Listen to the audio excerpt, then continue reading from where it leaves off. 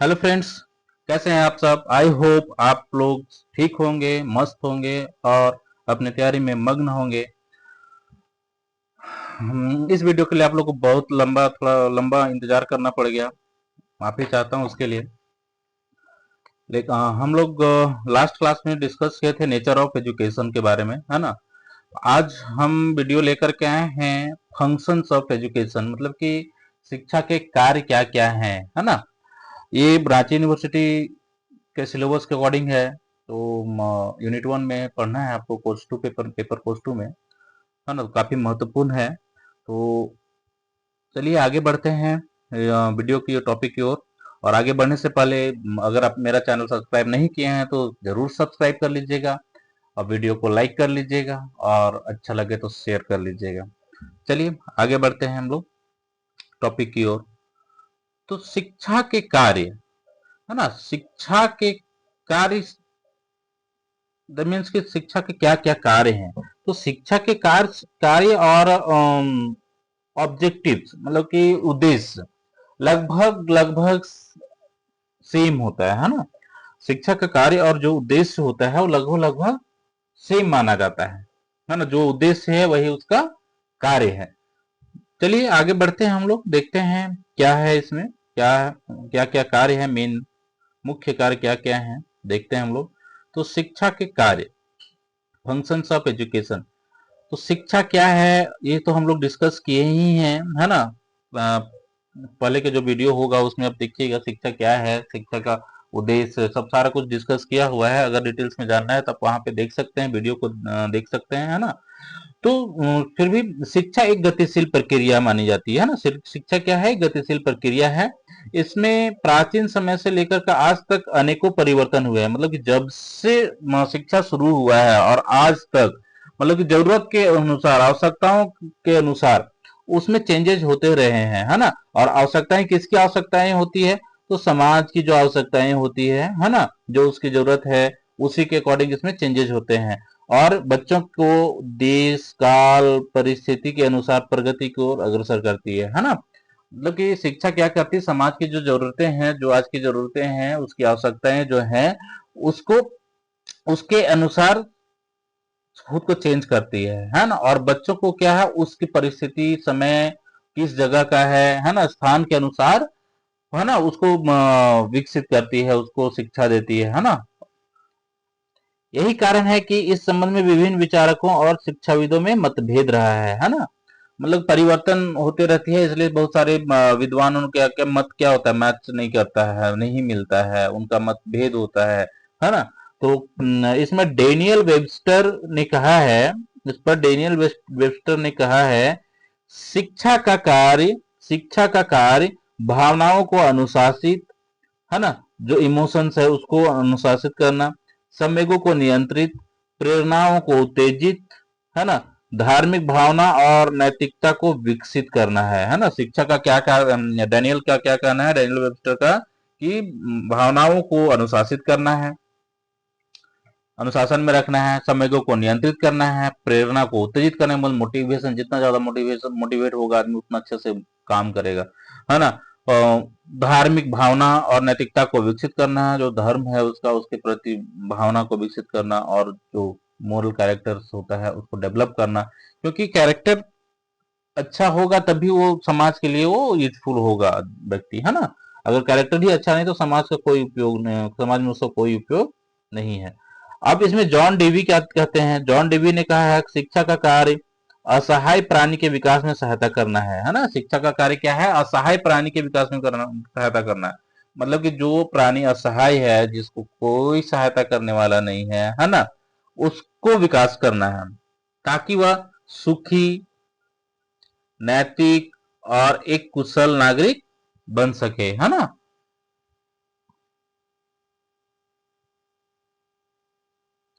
अब इस प्रकार क्या है, इस प्रकार शिक्षा के कार्यों के बारे में अनेक विचार दिए जा सकते हैं ना। इन शिक्षा के कार्य के बारे में बहुत सारे विचार आप दे सकते हैं, हम दे सकते हैं, लेकिन हम भारतीय दशाओं को ध्यान में रखकर इसका वर्णन कर रहे हैं, ठीक है।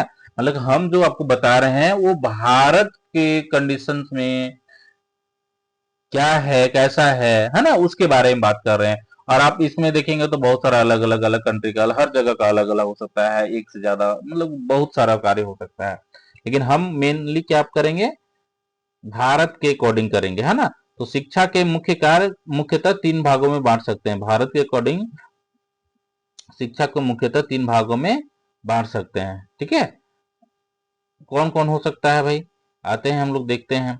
सबसे पहला है व्यक्ति से संबंधित, है ना, व्यक्ति से संबंधित कार्य, है ना, फंक्शंस टुवर्ड्स द इंडिविजुअल। अब देखिए यहाँ पे उद्देश्य जब हम लोग पढ़ रहे थे वहां क्या था, व्यक्तिगत उद्देश्य था कि नहीं था, फिर सामाजिक उद्देश्य था, और राष्ट्रीय राष्ट्रीय उद्देश्य था ना।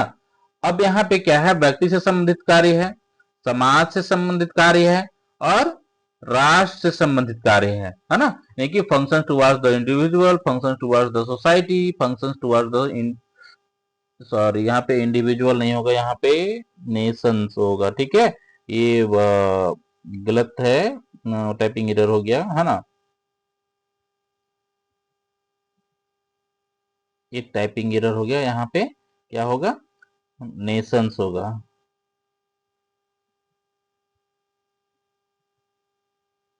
है ना, Nations, function towards the Nations, इसको करेक्ट कर लीजिएगा।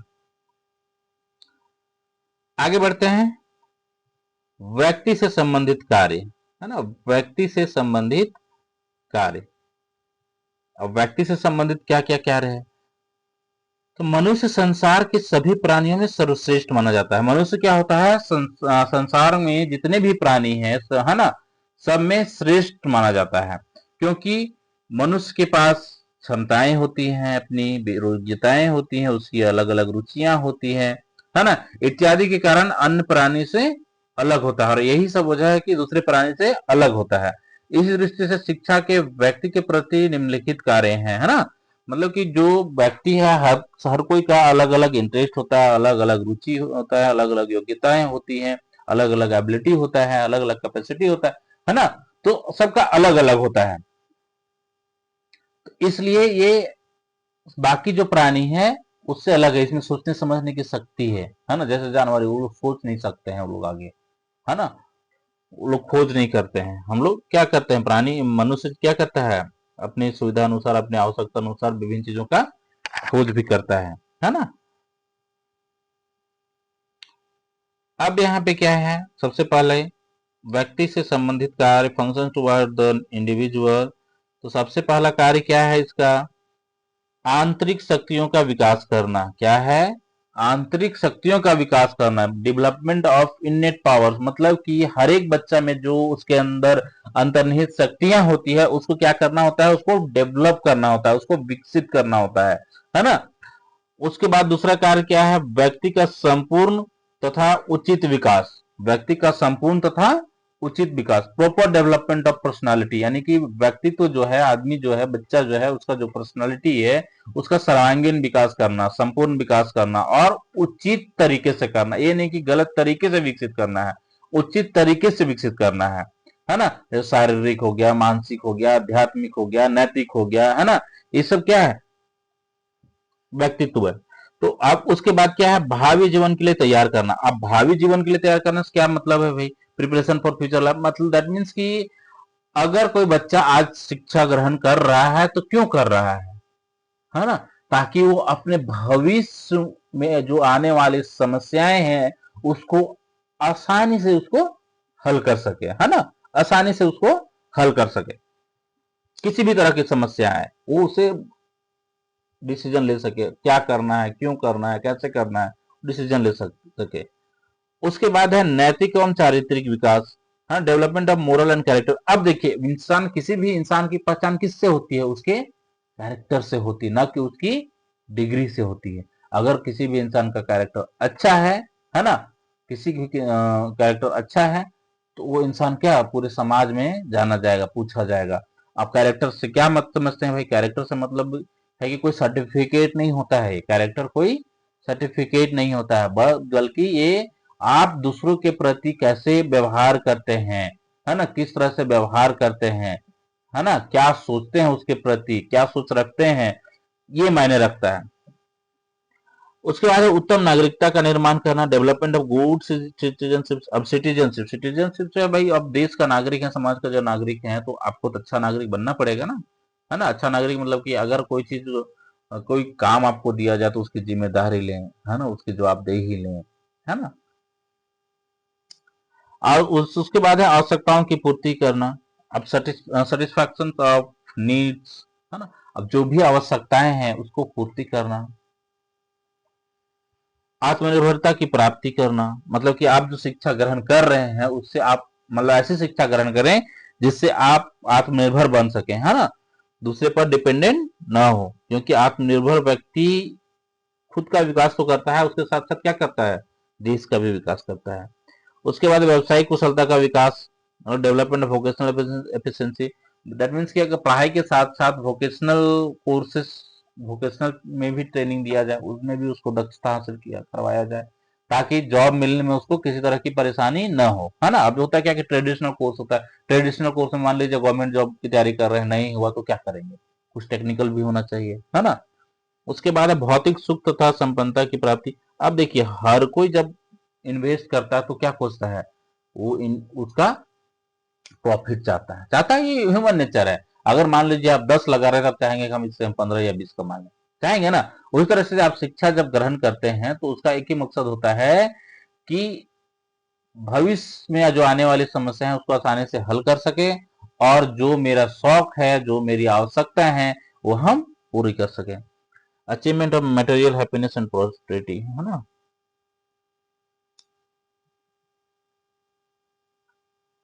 उसके बाद है अनुभवों का पुनर्गठन और पुनर्रचना, है ना। अब मान लीजिए जो मनुष्य है वो दिनों दिन क्या होगा, वो एक्सपीरियंस अनुभव ये होते जाएगा, है ना। उसको क्या करना है, ऑर्गेनाइज करना है सही तरीके से, उसको फिर से कंस्ट्रक्ट करना है ना, reorganisation and reconstruction of experience, है ना, ताकि वो फिर किसी के काम आ सके। हम लोग भी क्या आज जितने विचारक हैं सब पढ़ते हैं, क्यों पढ़ते हैं, कैसे पढ़ते हैं, क्योंकि उनका जो सोच था वो लिखा हुआ है, रखा हुआ है, वो तो नहीं बताने आ रहे हैं ना, लेकिन उनका जो सोच था, है ना, उनका जो एक्सपीरियंस था, वो हम लोग के सामने है। उसके बाद है वातावरण से अनुकूलन, मतलब कि वातावरण को अडॉप्ट करना या उसके साथ एडजस्ट करना, है ना। जैसे आप देखिए एनवायरमेंट एनवायरमेंट तो अलग अलग होगा ना हर जगह का, है ना, उसके साथ एडजस्ट करना। वातावरण का रूप परिवर्तन करना। अब मान लीजिए इन्वायरमेंट आपका सही नहीं है, तो आप में इतनी शक्ति होनी चाहिए, इतनी योग्यता होनी चाहिए कि आप उस इन्वायरमेंट को बदल बदल सके, है ना। अगर गलत इन्वायरमेंट है तो उसको बदल सके, कुछ गलत हो रहा है तो उसको सुधार सके। मुक्ति दिलाने का कार्य, है ना।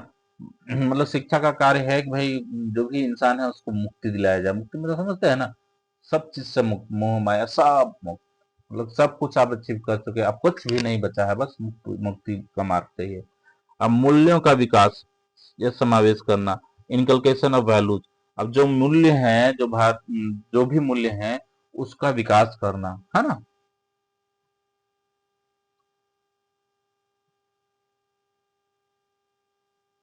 अब आइए इन सब टॉपिक को डिटेल्स में थोड़ा सा जाने, है ना।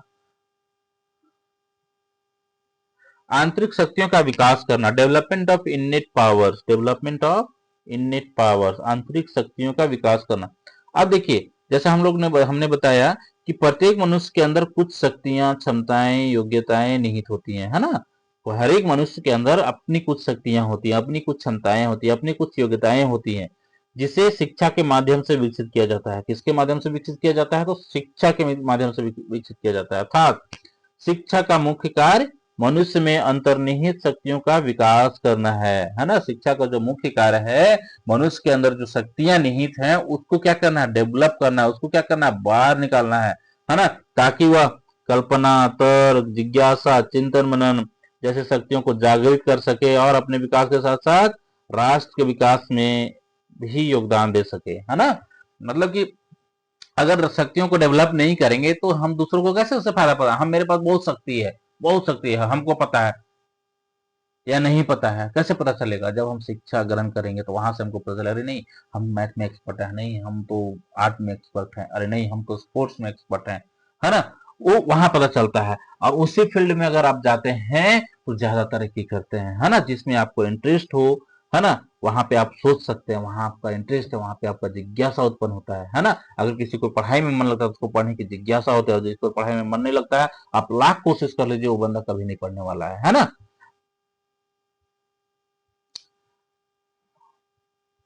सेकंड नंबर है व्यक्तित्व का संपूर्ण तथा उचित विकास करना, है ना। जो व्यक्तित्व जो है उसका संपूर्ण विकास करना है, सर्वांगीण विकास करना, है ना। Proper development of personality, proper development of personality. व्यक्तित्व का संपूर्ण या सर्वांगीण विकास शिक्षा के माध्यम से ही होता है ना। किसी भी व्यक्ति का व्यक्तित्व जो है उसका जो विकास है किसके माध्यम से होता है, तो शिक्षा के माध्यम से होता है। अर्थात हम कह सकते हैं कि शिक्षा का कार्य व्यक्तित्व का संपूर्ण तथा सर्वांगीण विकास अच्छे से करना है ना, अच्छे से करना है। ये नहीं कि कुछ भी हो बता दे, नहीं, अच्छे से करना है, जो जरूरत है उसके अनुसार करना है। अब ऐसा नहीं कि वहां पे जाके चोरी करना सिखाना है और धोखा देना सिखाना है, ऐसा नहीं करना है। जैसे शारीरिक विकास करना, मानसिक विकास करना, धार्मिक विकास करना, नैतिक विकास करना, आध्यात्मिक विकास करना इत्यादि, है ना। ताकि मनुष्य अपने अपने क्षेत्र में अपने साथ साथ अपने देश के विकास में भी योगदान दे सके। आप मान लीजिए हम शारीरिक रूप से फिट नहीं है, क्या हम कंट्रीब्यूट कर सकते हैं हर जगह? नहीं कर सकते हैं। मेरे पास नैतिकता ही नहीं है तो हम किसी भी इंसान की मदद कर सकते हैं क्या? नहीं कर सकते हैं, नहीं कर पाएंगे, है ना। उसके प्रति कोई इमोशन ही नहीं है ना। अब थर्ड नंबर है भावी जीवन के लिए तैयार करना, प्रिपरेशन फॉर फ्यूचर लाइफ। मतलब कि अगर बच्चा आज पढ़ता है तो उसका एक ही मकसद होता है कि हम फ्यूचर में सेटल हो जाएं। होता है कि नहीं होता है? हर एक पेरेंट्स की क्या एक इच्छा होती है कि उसका बच्चा सेटल्ड हो जाए, वेल सेटल्ड हो, है ना, अच्छी नौकरियां करे, अच्छा बिजनेस करे। होता है कि नहीं होता है? तो शिक्षा व्यक्ति को उसके आने वाले भावी जीवन की परिस्थितियों के लिए तैयार करती है। यदि शिक्षा यह कार्य नहीं करती तो बच्चे बड़े होकर जीवन में आने वाली कठिनाइयों का सामना नहीं कर सकेंगे। इसलिए शिक्षा का कार्य बच्चों को भविष्य के लिए तैयार करना है। अब मान लीजिए कोई बच्चा है पढ़ा लिखा नहीं है तो क्या अच्छा जॉब कर पाएगा? वो नहीं, क्या करेगा? मजदूरी करेगा, करेगा कि नहीं करेगा? तो और वहां पे क्या हो, तो डिसीजन भी नहीं ले सकते, किसी दूसरे के अंडर में काम करेगा, जैसे बोलेगा वैसे करना है। अब मजबूरी है, वहां से छोड़ के जा भी नहीं सकता है। इसीलिए भविष्य के लिए तैयार किया जाता है ताकि वह खुद का डिसीजन खुद से ले सके, वो भी अच्छा, है ना। बुरा, अच्छा और बुरा में क्या फर्क है वो समझ सके, उसके लिए क्या फायदेमंद है वो उसे समझ सके, है ना। नैतिक एवं चारित्रिक विकास करना, नैतिक एवं चारित्रिक विकास करना। वर्तमान में यह कहना कतई गलत नहीं होगा कि लोगों में नैतिकता की कमी है। सही बात है भाई। अभी देखिए, मान लीजिए आपको कुछ जरूरत है या आप परेशानी में, तो पड़ोस से आपको पूछने नहीं जाएंगे, या जो रोड से क्रॉस कर रहा हो पूछेगा तक नहीं, देखेगा तक नहीं, उल्टा क्या करेगा, आपसे पैसा लेकर के भाग जाएगा। ऐसा होता है ना। इसमें झूठ, छल, धोखेबाजी, स्वार्थ और घृणा अधिक दिखाई देने लगी है। हाँ भाई, सही बात है। इन सब, यहाँ पे स्पेलिंग एरर है थोड़ा सा, सुधार लीजिएगा। इन सब का सहारा लेकर मनुष्य अस्थायी रूप से प्रगति तो कर सकता है ना, अस्थायी रूप से वो विकसित कर सकता है, विकास कर सकता है खुद को, लेकिन अस्थायी रूप से कदापि नहीं कर सकता, है ना। क्योंकि अगर मान लीजिए आप किसी से बोले कि 10,000 रुपया दो, तुम्हारा ये काम करवा देंगे, ठीक है, आपने ले लिया और आपने वो काम करवाया ही नहीं, तो क्या दोबारा वो बंदा आपको पैसा देगा किसी भी काम के लिए? नहीं देगा, 1000 बार सोचेगा, है ना। इसलिए यह आवश्यक है कि शिक्षा व्यक्ति, समाज और संसार की बुराइयों को दूर करके उनमें नैतिकता का विकास करे, है ना। समाज में जितने भी बुराइयां व्याप्त हैं उसको दूर करना है और नैतिकता का विकास करना है। किसका काम है? तो शिक्षा का काम है। अब क्या है? उत्तम नागरिक का निर्माण करना, डेवलपमेंट ऑफ गुड सिटीजनशिप। शिक्षा के माध्यम से अच्छे नागरिकों का निर्माण किया जाता है ना, अच्छे नागरिक बनाए जाते हैं। क्योंकि भारत एक प्रजातांत्रिक तथा धर्मनिरपेक्ष देश है, जहां हर नागरिक से यह उम्मीद की जाती है कि वह अपने उत्तरदायित्वों का निर्वहन पूरी निष्ठा से करेगा, है ना। और यह कार्य केवल शिक्षा के माध्यम से की जा सकती है ना। अब क्या है, अब जैसे मान लीजिए पेरेंट्स हो, वो भी तो चाहते हैं ना कि मेरा बच्चा अच्छा बने, है ना, अच्छा बिहेव करे, लोगों के साथ अच्छे से पेश आए, है ना। उसी तरह से देश देश में भी सारे सारे जो उसके निवासी, देश के जो निवासी हैं, उनसे यह उम्मीद करता है कि वह अपने उत्तरदायित्वों का पूरी निष्ठा के साथ निर्वहन करे, पूरी निष्ठा के साथ निभाए, है ना।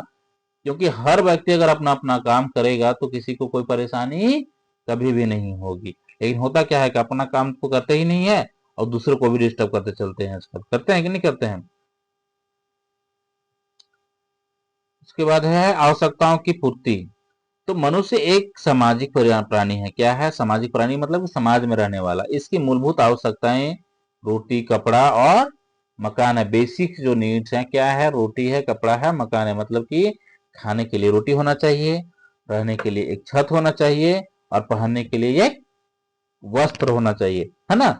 इसलिए शिक्षा का मुख्य कार्य मनुष्य की आवश्यकताओं की पूर्ति करना है, ताकि वह समाज के अन्य व्यक्तियों के साथ सामाजिक संबंध स्थापित कर सके, अर्थात अपनी आवश्यकताओं के साथ साथ समाज की आवश्यकताओं की पूर्ति कर सके। यह आवश्यकताएं जैविक और सामाजिक दोनों ही हो सकते हैं। अब देखिए, समाज के साथ अगर आपको उठना बैठना है तो उसके लेवल में आपको खड़ा होना पड़ेगा। मतलब खड़ा होने के लिए क्या करना पड़ेगा? अच्छा एजुकेशन चाहिए, है ना, आपके इंटरेस्ट के अनुसार हो, आपका काम अच्छा, जॉब अच्छा होना चाहिए। ये तो क्या होगा, समाज में लोग सब सारे एकदम अच्छे एकदम शान शौकत से रह रहे हैं और हम क्या कर रहे हैं भाई, घर में बैठे हैं, कुछ नहीं कर रहे हैं, तो हमको कोई पूछेगा? कोई नहीं पूछेगा। आप जाइएगा तो भी नहीं पूछेगा। आत्मनिर्भरता की प्राप्ति। अब शिक्षा का सबसे मुख्य कार्य क्या है? आत्मनिर्भर बनाना। बच्चों को क्या करना? आत्मनिर्भर बनाना। शिक्षा का मुख्य व्यक्ति को आत्मनिर्भर भी बनाना है, क्योंकि आत्मनिर्भर व्यक्ति अपना विकास तो करता ही है, लेकिन अपने साथ साथ वह समाज का भी विकास करता है ना। अपना विकास तो करता ही है और उसके साथ साथ क्या करता है? समाज को भी विकसित करता है। और सब समाज विकसित होगा तो क्या होगा? राष्ट्र विकसित होगा, होगा ना। उसके बाद है नेक्स्ट, व्यावसायिक कुशलता का विकास करना, डेवलपमेंट ऑफ वोकेशनल एफिशिएंसी, है ना। वर्तमान समय में हमारे देश में बड़ी तेजी से औद्योगिकरण हो रहा है, बड़े बड़े इंडस्ट्रीज लग रहे हैं, फैक्ट्रीज लग रहे हैं ना। इसलिए कुशल कर्मचारियों की मांग भी बढ़ रही है। तो वहां पे कुशल कर्मचारी जो स्किल्ड हैं, है ना, उनकी मांग होती है। सबको नहीं, हमको नहीं रखेगा। मेरे पास स्किल्ड ही नहीं है कि हम इंडस्ट्री में काम कर सकते हैं, फैक्ट्री में काम करें, तो कहां से रखेगा? नहीं रखेगा ना। तो अतः शिक्षा का कार्य बच्चों में व्यावसायिक कुशलता का विकास करना है, ताकि उन्हें काम मिलने में किसी भी तरह से परेशानी न हो और वे अपनी जीविकोपार्जन कर सके। सही बात है भाई, है ना। अगर मान लीजिए आप स्किल्ड नहीं है तो आप कैसे अपना खुद का विकास कर सकते हैं? कैसे घर चला सकते हैं? नहीं चला सकते ना। इसलिए आपको क्या करना पड़ेगा? सबसे पहले जो व्यावसायिक कुशलता है उसको डेवलप करना पड़ेगा, ताकि आपको काम मिलने में किसी भी तरह की परेशानी ना हो, है ना, और किसी पर डिपेंडेंट भी न रहे, है ना। उसके बाद है भौतिक सुख तथा संपन्नता की प्राप्ति। अब जाहिर सी बात है, जब आप आदमी पढ़ेगा लिखेगा तो भौतिक सुख तो चाहिए उसको ना, वो तो खोजेगा ही ना। नहीं, achievement of material happiness and prosperity, है ना। तो वर्तमान समय में सभी माता पिता यही चाहते हैं कि उनके बच्चे शिक्षा ग्रहण करने के बाद जीवन में उच्च स्थान, यहाँ पे स्थान होगा, स्पेलिंग एरर है, स्थान प्राप्त करे और शान से रहे, है ना। इसलिए आज शिक्षा का कार्य बच्चों को भौतिक संपन्नता प्राप्त करने में मदद करना हो गया है ना। हर गार्जियन क्या कहता है कि उसका बच्चा जब उसकी एजुकेशन खत्म हो जाएगी तो अपने लाइफ का सबसे ऊंचा स्थान प्राप्त करे, है ना, सबसे ऊंची पोस्ट पर जाए और शान से अपना जीवन व्यतीत करे।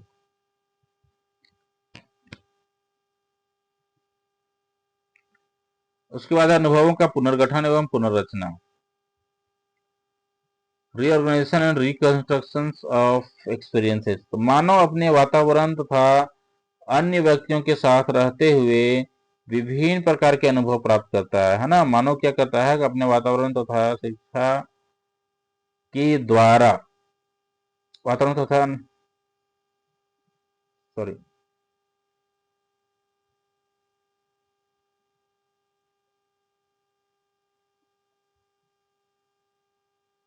मनुष्य अपने वातावरण तथा अन्य व्यक्तियों के साथ रहते हुए विभिन्न प्रकार के अनुभव प्राप्त करता है। इन अनुभवों को वह शिक्षा के द्वारा संगठित कर लेता है तथा अपनी भावना के विकास के लिए इनका प्रयोग करता है। इस प्रकार हम कह सकते हैं शिक्षा का कार्य अनुभवों का पुनर्गठन तथा पुनर्रचना करना है। यानी कि जो आप एक्सपीरियंस गेन करते हैं उसको शिक्षा क्या करता है? उसको अरेंज करता है, उसको ऑर्गेनाइज करता है, उसको रिकंस्ट्रक्ट करता है ना। नेक्स्ट है वातावरण से अनुकूलन करना, अडोप्टेशन ऑफ इन्वायरमेंट। शिक्षा के माध्यम से मनुष्य वातावरण की विषमताओं से अनुकूलन करना सीखता है ना। शिक्षा के माध्यम से जो एनवायरनमेंट में विषमताएं फैली हुई हैं उसके साथ अनुकूल करना सीखता है। अनुकूल मतलब कि एडजस्ट करना सीखता है, उसको अडॉप्ट करता है।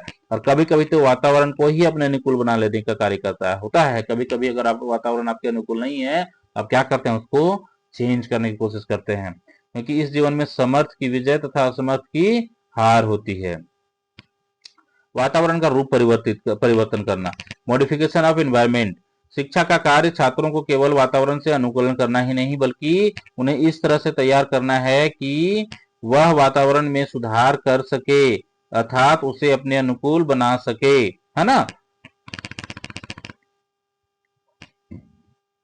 अगर मान लीजिए आप शिक्षित हैं, आप एनवायरनमेंट को चेंज ही करने की कोशिश नहीं करने या चेंज ही नहीं कर पाते हैं, तो क्या फायदा, कोई फायदा नहीं है। तो आपको ऐसे तैयार होना है, अगर एनवायरनमेंट हमको चेंज करना है, वातावरण को चेंज करना है, तो उसमें हम सुधार करने के लायक हों, है ना।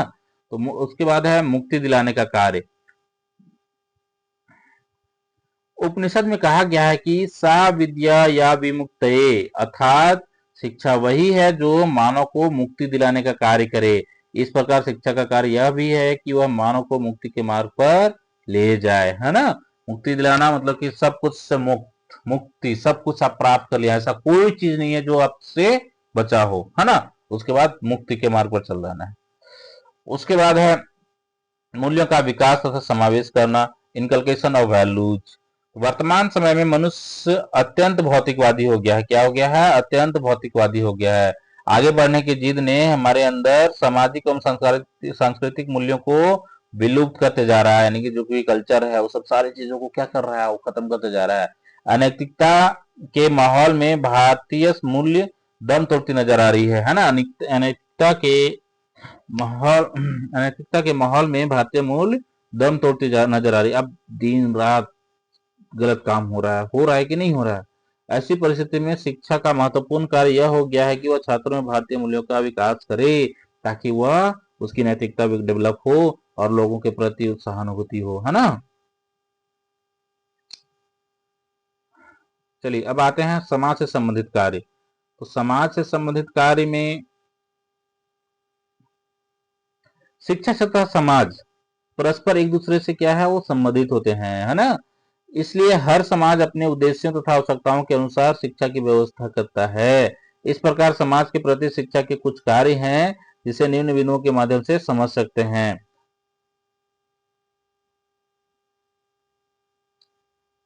कौन कौन से कार्य में समाज से संबंधित कार्य, फंक्शन टुवर्ड द सोसाइटी। उसमें है आपका सामाजिक संस्कृति का विकास का ज्ञान करना, यानी जो सामाजिक कल्चर है, जो सोशल कल्चर है, उसके बारे में बच्चों को बताना, नॉलेज ऑफ सोशल कल्चर या कल्चर हेरिटेज। उसके बाद सामाजिक कुरीतियों को दूर करना, रिमूवल ऑफ सोशल एविल्स। अब क्या है कि समाज में जिस तरह की बुराइयां फैली हुई हैं, बुराइयां व्याप्त हैं, उसे दूर करना, है ना। तो शिक्षा शिक्षा क्या करता है, कैसे दूर करता है, वो क्या करता है, बच्चों को एजुकेट करता है, बच्चों को पढ़ाता है ना, उसे समाज के बारे में बताता है ना। सामाजिक भावना का विकास करना, तो सामाजिक सामाजिक भावना जब तक नहीं होगा तब तो समाज से आप अटैच ही नहीं हो पाएंगे। बालक का समाजीकरण, सोशलाइजेशन ऑफ चाइल्ड। अब बच्चा बच्चा तो अकेला होता है, धीरे धीरे धीरे क्या है, वो समाज के अनुकूल उसको बनाया जाता है। उसके बाद सभी धर्मों के प्रति उदारता की भावना विकसित करना। अब क्या है कि जितने सारे धर्म है सभी के प्रति आपको लिबरल होना है ना। किसी एक धर्म को जोर नहीं देना है, एक दूसरे धर्म को गलत नहीं समझना है, क्योंकि कोई भी धर्म गलत विचार नहीं रखता है किसी के प्रति भी। हाँ, धर्म में कुछ लोग होते हैं जो बदनाम करके रखे हैं, लेकिन धर्म नहीं कहता है कि आप इस तरह का गलत काम करो, है ना। धर्म में रहने वाले लोग गलत होते हैं, धर्म गलत नहीं होता है। अब सामाजिक संस्कृति का ज्ञान, तो मनुष्य एक सामाजिक प्राणी है, इसलिए यह आवश्यक है कि मनुष्य को उसके सांस्कृतिक विरासत का ज्ञान हो, है ना। मनुष्य को उसके सांस्कृतिक विरासत का ज्ञान, मेरा जो कल्चर है उसके बारे में मुझे जानकारी होनी चाहिए, क्योंकि प्रत्येक समाज की अपनी अपनी संस्कृति होती है, जैसे रीति रिवाज, परंपराएं, नैतिकता, धर्म, आदर्श, मान्यताएं इत्यादि। है ना। इसलिए शिक्षा का मुख्य कार्य बच्चों को सामाजिक संस्कृति का ज्ञान कराना है। अब होता क्या है कि हर एक समाज का क्या है, अपना अपना कल्चर होता है ना। अब मान लीजिए जिस समाज में हम लोग रह रहे हैं उस कल्चर के बारे में पता ही नहीं। अब जैसे कभी होली है ना, होली है तो होली के बारे में हमको पता ही नहीं, तो कैसे हम सेलिब्रेट कर सकते हैं क्या? किसी को बता सकते हैं क्या कि होली क्या है, किस तरह का पर्व है, किस तरह का त्योहार है, बता सकते हैं? नहीं बता सकते हैं। या कल्चर ही नहीं पता होगा तो आगे जाके क्या होगा, होली खत्म ही हो जाएगा।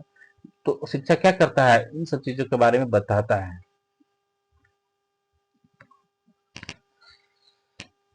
उसके बाद है सामाजिक कुरीतियों को दूर करना, यानी कि समाज में जितने भी बुराइयां फैली हुई हैं उसको क्या करना है, रिमूव करना है। समाज में अनेकों बुराइयां व्याप्त, जैसे जाति प्रथा, भेदभाव, बाल विवाह, प्रदेशवाद, संप्रदायवाद इत्यादि, है ना। इसलिए यह आवश्यक है कि शिक्षा के माध्यम से छात्रों को इन सभी समस्याओं से अवगत कराया जाए, है ना, और इन सभी बुराइयों को मिटाने का प्रयास किया जाए। तो कब बुराइयां खत्म होगी, जब लोग शिक्षित होंगे, है ना। तो शिक्षित, इसलिए शिक्षा का कार्य क्या है, शिक्षित करना, लोगों को शिक्षित करना, सामाजिक भावना का विकास करना। तो मनुष्य जन्म से लेकर मृत्यु तक समाज का सदस्य रहता है। मनुष्य क्या होता है, वो जब से जन्म लेता है और जब उसकी मृत्यु होती है तब तक वो समाज का ही सदस्य रहता है। इसलिए यह आवश्यक है कि शिक्षा के माध्यम से बच्चों में सामाजिक भावना का विकास किया जाए, है ना, जैसे प्रेम, दया, भाईचारा इत्यादि, जिससे बच्चों में सामाजिकता के गुण विकसित हो सके और आपस में मिलजुल कर रह सके, है ना। जब तक आप किसी बच्चे के अंदर सामाजिक भावना का डेवलपमेंट नहीं होगा, उसके बारे में कोई फीलिंग्स नहीं होगी, तो बच्चा कभी भी समाज से घुल मिल करके नहीं रह सकता है। पता है ना, अभी भी देखते हैं ना लोग छुआछूत करते हैं, क्यों? क्योंकि वो एक तरह से तो एजुकेटेड वाला चीज एजुकेटेड नहीं है, और दूसरी तरह से उसके कल्चर के बारे में उसको पता नहीं है ना। तो उसके कल्चर के बारे में अगर पता होगा तो उससे घृणा करना बंद कर देगा।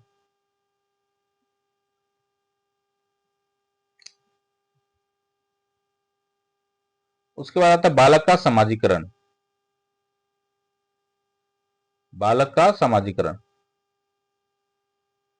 तो शिक्षा विद्यालय के माध्यम से बच्चों को समूह के संपर्क में लाकर उसका समाजीकरण करती है ना। शिक्षा क्या करती है, बच्चों को एक ग्रुप में लाती है, मतलब कि विद्यालय में तो बहुत सारे समाज सोसाइटी के लोग रहते हैं ना, एक ग्रुप में लाती है, समूह के संपर्क में लाती है उनके, और उसका समाजीकरण करती है ताकि लोगों से घुल मिल सके, है ना। विद्यालय में ही बच्चों को मानसिक, सामाजिक और संवेगात्मक विकास किया जाता है, तथा सामाजिक तथा एवं सांस्कृतिक, सामाजिक एवं सांस्कृतिक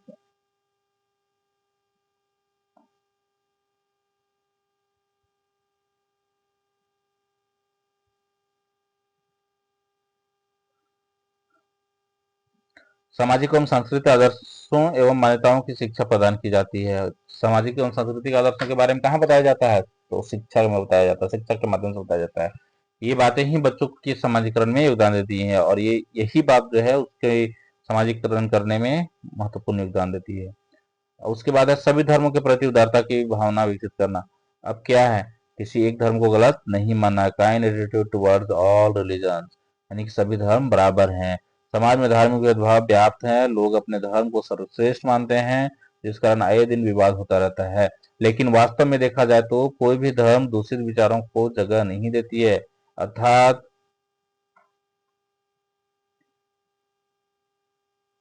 जगह नहीं देते हैं। अगर सभी धर्मों की तुलनात्मक अध्ययन किया जाए तो इस समस्या को दूर किया जा सकता है ना। अगर सभी धर्मों का तुलना करके अध्ययन किया जाए तो इस समस्या से समाधान आप कर सकते हैं। अर्थात बच्चों में सभी धर्मों के बारे में उदारता की भावना विकसित किया जा सकता है, तो शिक्षा ही कर सकती है ना। क्योंकि हम और आप अगर जाइएगा बताने किसी के बागे किसी को किसी को, अरे ये इसका चमचा बन गया है, लेकिन एजुकेशन ऐसा चीज है जिसको चमचा लोग नहीं मानता है, वो मानता है कि एजुकेशन से ही मेरा लाइफ सुधर सकता है, इसलिए उसकी हर बात वो मानता है। उसके बाद है राष्ट्र से संबंधित कार्य, फंक्शन टुवर्ड्स द नेशन। शिक्षा के व्यक्तिगत तथा सामाजिक कार्य के साथ साथ राष्ट्र के प्रति भी कुछ कर्तव्य हैं, जैसे निम्न विधियों के माध्यम से समझ सकते हैं, है ना। व्यक्तिगत कार्य तो है ही, सामाजिक कार्य तो है ही, लेकिन उसके साथ साथ राष्ट्रीय कार्य भी है, यानी कि भावात्मकता का विकास करना, भावात्मकता का विकास करना,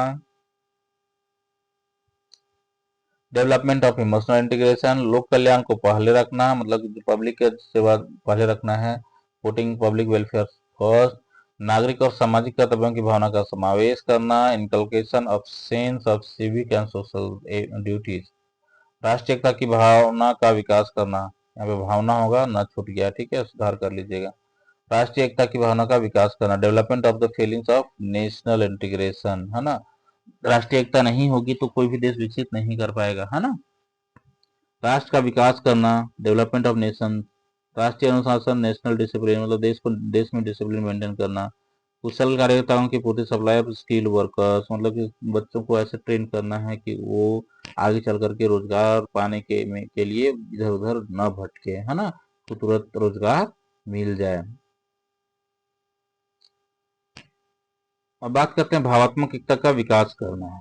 तो भावात्मक एकता भारत में धर्म, परंपरा, भाषा, रीति रिवाज एवं रहन सहन के आधार पर अनेकों विभिन्नताएं पाई जाती हैं, है ना, तथा हम अपनी ही संस्कृति को सर्वश्रेष्ठ मानते हैं, और हम क्या करते हैं कि मेरा जो कल्चर है वही बेस्ट है और दूसरे को बुरा, जिसके कारण आए दिन विवाद होते रहते हैं। लेकिन हम यह भूल जाते हैं कि इससे भी ऊपर राष्ट्र के प्रति हमारे कुछ कर्तव्य हैं, जिसके लिए हम सभी में भावात्मक एकता का होना आवश्यक है, और शिक्षा की ही वह माध्यम है जो बच्चों में भावात्मक एकता का समावेश कर सकता है ना। लोक कल्याण को पहले रखना, पुटिंग पब्लिक वेलफेयर फर्स्ट। वर्तमान समय में भारतीय समाज अनेक जातियों, धर्मों, वर्गों और राजनीतिक दलों में बटा हुआ है, जिसके कारण भारतीयों में पारस्परिक द्वेष, कटुता, शत्रुता जैसी अनेकों बुराइयां व्याप्त हो रही है। इस स्थिति में शिक्षा का सर्वोत्तम कार्य इन सभी बुराइयों को नष्ट करना है। इसलिए बच्चों को ऐसा प्रशिक्षण दें कि वह अपने स्वार्थ से हटकर समूह, समाज तथा राष्ट्र के हितों के बारे में सोचे, है ना, मतलब कि अपने स्वार्थ से हटकर क्या करे, समाज के बारे में सोचे, राष्ट्र के बारे में सोचे, यानी कि देश के बारे में सोचे। अर्थात बच्चों को इस प्रकार प्रशिक्षण दे कि वह स्वयं की इच्छा से अनुशासन में रहे, और ऐसी भी शिक्षा देनी चाहिए जिससे वो डिसिप्लिन मेंटेन कर सके और हर प्रकार के बलिदान देने को तैयार रहे। कब आपकी बलिदान की जरूरत पड़ेगी कोई नहीं जानता है, तो अब बलिदान देने के लिए तैयार रहिए।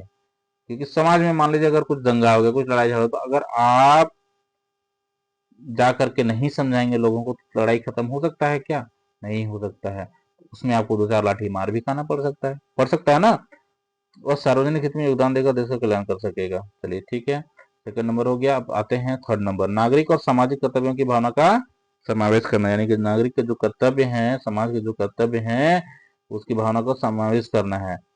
तो inculcation of sense of civic and social duties, नागरिक और सामाजिक कर्तव्य लोकतंत्र की आधारशिला मानी जाती है ना। इनके अभाव में, यहाँ पे अभाव होगा, थोड़ा सा गलत हो गया, अभाव में भारत जैसे धर्मनिरपेक्ष राज्य की सफलता के बारे में सोचना, सपने देखना जैसा है। इस प्रकार शिक्षा का कार्य लोगों को इस प्रकार प्रशिक्षित करना है कि वे नागरिक के रूप में समाज के प्रति अपने कर्तव्यों को समझे और उसका पालन करें। राष्ट्रीय एकता की भावना का विकास करना, development of the feeling of national integration, है ना। किसी भी राष्ट्र के पुनर्निर्माण के लिए राष्ट्रीय एकता का होना अत्यंत आवश्यक है। यहाँ पे भी स्पेलिंग मिस्टेक है, तो टाइप करने में क्या होता है ना, ऑटो करेक्ट ले लेता है, तो इसलिए थोड़ा सा मिस्टेक ज्यादा हो जाता है कभी कभी, है ना।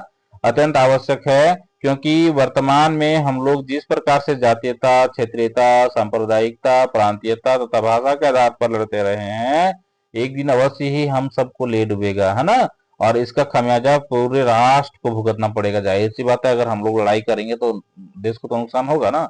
इसलिए शिक्षा का कार्य बच्चों में देश प्रेम की भावना का विकास करना है, ताकि राष्ट्रीय एकता की भावना विकसित हो सके और संभावित भविष्य में राष्ट्र के ऊपर आने वाली समस्याओं का सामना मिलकर कर सके, है ना। उसके बाद राष्ट्र का विकास करना। अब देखिए, यूनिटी रहेगा तभी ना आप लड़ सकते हैं किसी भी चीज के लिए। यूनिटी नहीं है तो अकेले लड़ पाइएगा किसी से। चलिए, राष्ट्र का विकास करना, डेवलपमेंट ऑफ द नेशन। किसी भी राष्ट्र का विकास शिक्षा के माध्यम से ही किया जा सकता है ना। कि कोई भी देश हो, अगर वहां पे एजुकेशन सिस्टम सही नहीं है तो उसका विकास कभी नहीं हो सकता है। क्योंकि शिक्षा ही है जो बच्चों को भविष्य के लिए अच्छे से तैयार करती है, उसे अच्छा नागरिक बनाती है तथा हर परिस्थितियों का सामना करने के लायक बनाती है, जिससे बच्चे आगे चलकर अपने साथ साथ समाज तथा राष्ट्र के विकास में अहम योगदान देते हैं। है ना। जब बच्चा बड़ा होगा, है ना, कुछ सीखेगा, अगर आत्मनिर्भर बनेगा, कमाएगा, तो क्या होगा, समाज तथा राष्ट्र के विकास में योगदान जरूर देगा। अब राष्ट्रीय अनुशासन, अब देखिए नेशनल डिसिप्लिन बना करके रखना बहुत जरूरी है। अगर डिसिप्लिन आप मेंटेन नहीं करते हैं तो आपके साथ कुछ भी नुकसान हो सकता है। राष्ट्रीय अनुशासन, तो राष्ट्रीय एकता एवं स्वतंत्रता को कायम रखने के लिए बच्चों में राष्ट्रीय अनुशासन के गुण विकसित करना होगा, अर्थात सभी बच्चों में संगठन, कुशलता और बलिदान के गुण होने चाहिए। इन्हीं गुणों के माध्यम से हम राष्ट्रीय एकता और स्वतंत्रता को बनाए रख सकते हैं, और इसका आधार अनुशासन है। अब क्या होता है कि मान लीजिए अगर यूनिटी नहीं है तो क्या किसी भी चीज के लिए लड़ सकते हैं? नहीं ना लड़ सकते हैं। जैसे मान लीजिए हमारा देश कुछ वर्षों पहले क्या था, गुलाम था कि नहीं था, किसी दूसरे कंट्री के अंडर में था कि नहीं था। लेकिन हमारे देश के जो फ्रीडम फाइटर्स थे उन्होंने यूनिटी दिखाई और उनको यहाँ से भगा करके रखा।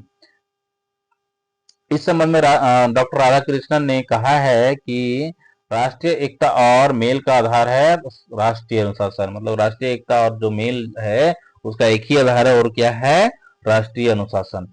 अब बात करते हैं कुशल कार्यकर्ताओं की पूर्ति। कुशल कार्यकर्ताओं की पूर्ति, अब क्या दिन दिन क्या है, इंडस्ट्रीज खुल रहे हैं, कंपनी खुल रहे हैं, फैक्ट्रीज खुल रहे हैं, लेकिन जो स्किल्ड वर्कर्स हैं उनकी कमी है। राष्ट्रीय जीवन में शिक्षा का कार्य कुशल कार्यकर्ताओं की पूर्ति करना है, क्योंकि ऐसे कार्यकर्ता ही व्यापार और उद्योग के उत्पादन को बढ़ावा दे सकेंगे, जिसके फलस्वरूप राष्ट्रीय संपत्ति में वृद्धि होगी। तो हम कुछ करेंगे तो ना राष्ट्रीय संपत्ति में वृद्धि होगा, अगर हम ही नहीं कुछ करेंगे तो कैसे होगा, है ना। चलिए आज का टॉपिक आई होप आप लोग को समझ में आया होगा। अगर कोई डाउट होगा तो आप कमेंट कर सकते हैं, है ना। चलिए थैंक यू सो मच। मेरा चैनल जरूर सब्सक्राइब कीजिएगा, वीडियो को शेयर कीजिएगा, लाइक कीजिएगा। चलिए thank you very much again.